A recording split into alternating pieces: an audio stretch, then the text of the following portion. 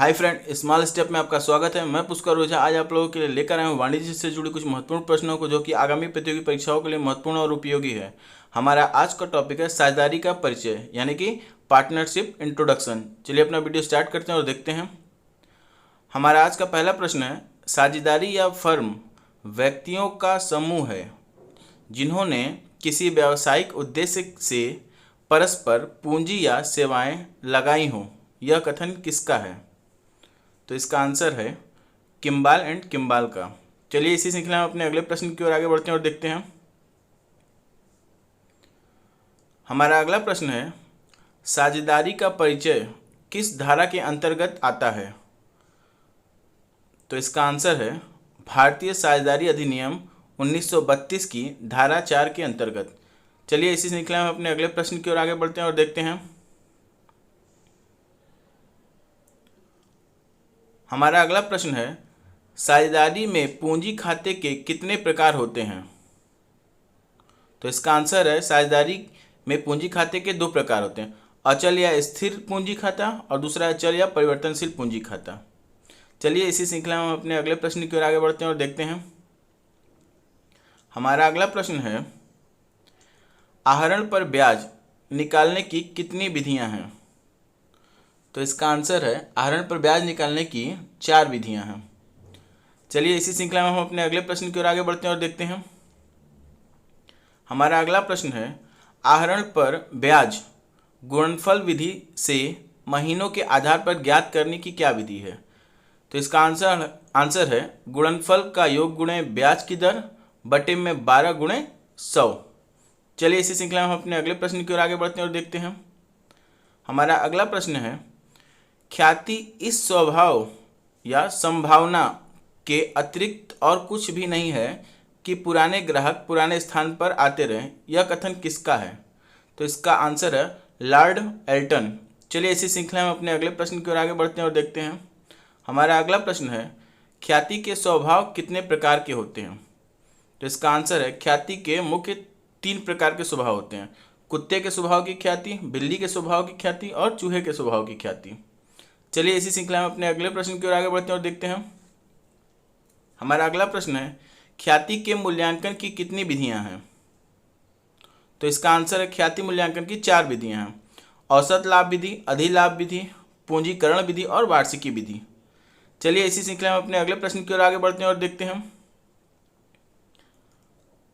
हमारा अगला प्रश्न है, साझेदारी फर्म में साझेदारों की न्यूनतम संख्या कितनी होनी चाहिए या कितनी होती है? तो इसका आंसर है 2। चलिए इसी श्रृंखला में हम अगले प्रश्न की ओर आगे बढ़ते हैं और देखते हैं। हमारा अगला प्रश्न है, बैंकिंग और बीमा कंपनी व्यवसाय में साझेदारों की अधिकतम संख्या कितनी होती है? तो इसका आंसर है 10। चलिए इसी श्रृंखला में अपने अगले प्रश्न की ओर आगे बढ़ते हैं और देखते हैं। हमारा अगला प्रश्न है, अनुबंध के अभाव में साझेदारों द्वारा दिए गए ऋण पर ब्याज की दर क्या होगी?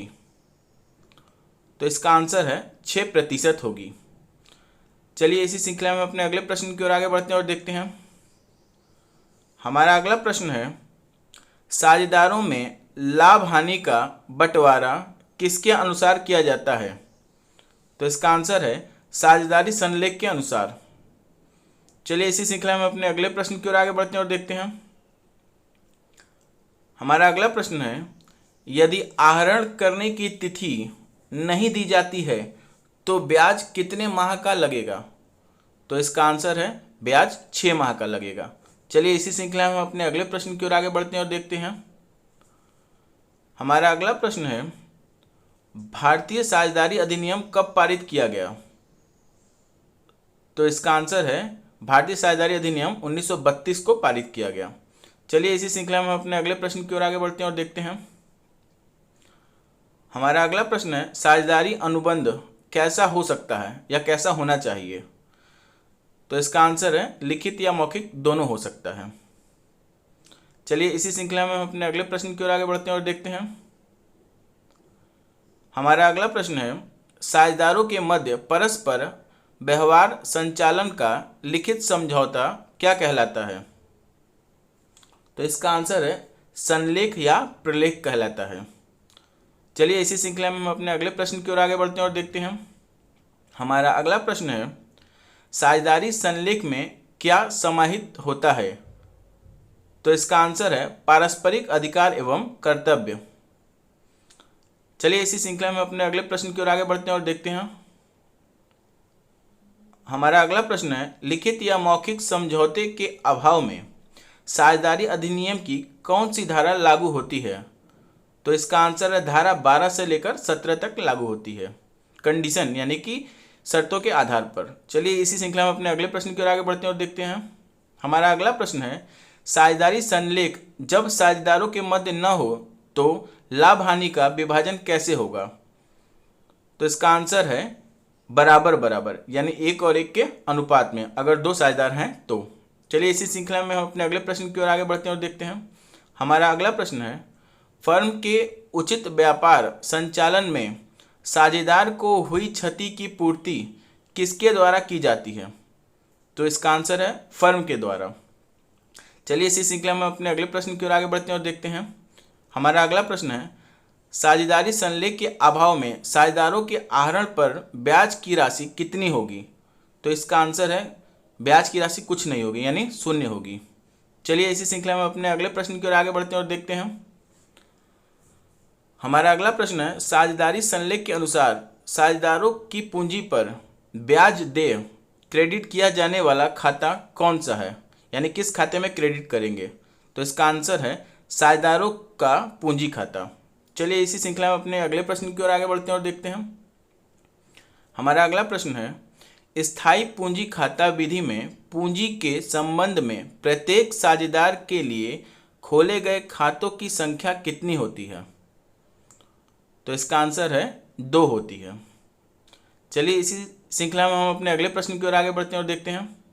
हमारा अगला प्रश्न है साझेदार को पूंजी पर ब्याज के संबंध में स्थायी पूंजी खाता विधि के अनुसार लेखा कहाँ होगा या लेखा कहाँ करना चाहिए? तो इसका आंसर है चालू खाते में। चलिए इसी श्रृंखला में हम अपने अगले प्रश्न की ओर आगे बढ़ते हैं और देखते हैं। हमारा अगला प्रश्न है साझेदारों को देय वेतन के संबंध में क्या जनरल प्रविष्टि होगी? तो इसका आंसर है पीएल यानी profit and loss account DR to partners capital account being salary due. चलिए इसी श्रृंखला में हम अपने अगले प्रश्न की ओर आगे बढ़ते हैं और देखते हैं।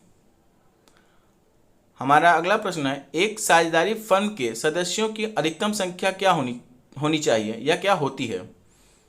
तो इसका आंसर है 20। चलिए इसी श्रृंखला में हम अपने अगले प्रश्न की ओर आगे बढ़ते हैं और देखते हैं। हमारा अगला प्रश्न है फर्म के साझेदारों का दायित्व कैसा होता है? तो इसका आंसर है फर्म के साझेदारों का दायित्व असीमित होता है, असीमित। चलिए इसी श्रृंखला में हम अपने अगले प्रश्न की ओर आगे बढ़ते हैं और देखते हैं। हमारा अगला प्रश्न है किस स्वभाव की ख्याति उत्तम व उच्च कोटि की मानी जाती है या होती है? तो इसका आंसर है बिल्ली के स्वभाव की ख्याति, इसका मूल्य सबसे अधिक होता है। चलिए इसी श्रृंखला में हम अपने अगले प्रश्न की ओर आगे बढ़ते हैं और देखते हैं। हमारा अगला प्रश्न है किस स्वभाव की ख्याति का मूल्य सबसे कम व बेकार प्रकृति का माना जाता है? तो इसका आंसर है चूहे के स्वभाव की ख्याति। चलिए इसी श्रृंखला में अपने अगले प्रश्न की ओर आगे बढ़ते हैं और देखते हैं। हमारा अगला प्रश्न है फर्म के लाभों में जब पूंजी पर ब्याज, आहरण पर ब्याज आदि समायोजित करके वितरण योग्य लाभ ज्ञात करना हो तो कौन सा खाता खोला जाएगा? तो इसका आंसर है लाभ हानि नियोजन खाता यानी पीएल एप्रोप्रिएशन अकाउंट। ऐसे महत्वपूर्ण प्रश्नों के लिए मेरे चैनल को लाइक, सब्सक्राइब और शेयर जरूर करें। और हाँ मित्रों, बेल आइकन दबाना ना भूलें जिससे कि मेरी नई वीडियो की अपडेट मिलती रहे। और हम जल्द ही इसी चैनल के माध्यम से आपके लिए करंट अफेयर और जीके के महत्वपूर्ण प्रश्नों को लेकर आएंगे। तो इस चैनल पर बने रहें। धन्यवाद।